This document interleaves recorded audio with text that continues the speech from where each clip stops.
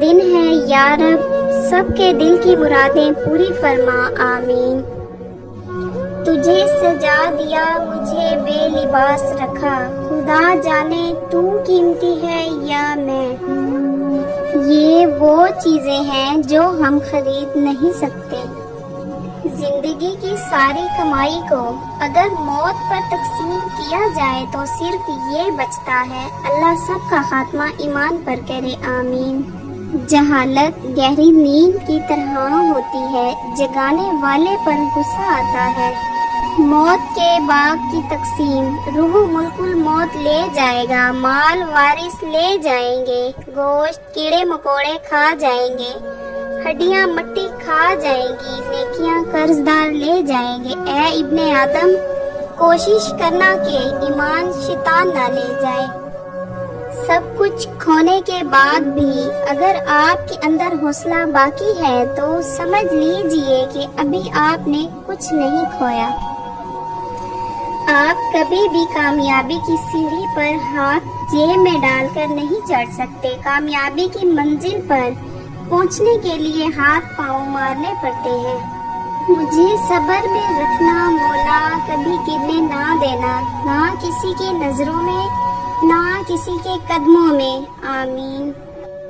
یہی بچے جب بڑے ہو جاتے ہیں تو کہتے ہیں، ابا تو نے ہمارے لیے کیا ہی کیا ہے۔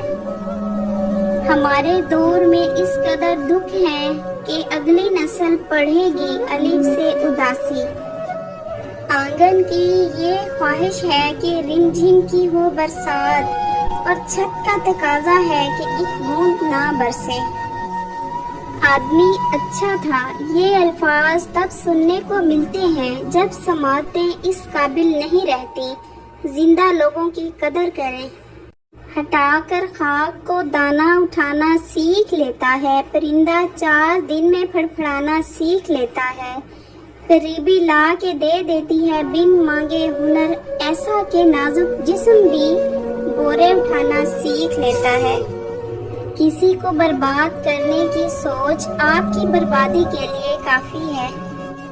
ماں کا لاجواب 5 اسٹار ہوٹل، کتنوں کو تو اب یہ بیٹھک میسر بھی نہیں۔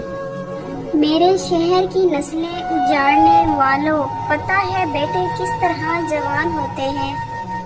ہم ایسے معاشرے میں رہتے ہیں جہاں باپ کی عزت بیٹی کے ہاتھ میں ہوتی ہے، لیکن جائیداد کے کاغذات بیٹے کے ہاتھ میں ہوتے ہیں۔ سنو گڑیا، اگر تمہیں اپنا ہمسفر چننے کا موقع ملے تو کسی عزت دینے والے کو چننا، نہ کہ خوبصورت جانور کو۔ غریب کو روٹی خود ہی دیا کر مولا، تیرے بندے بڑا ذلیل کرتے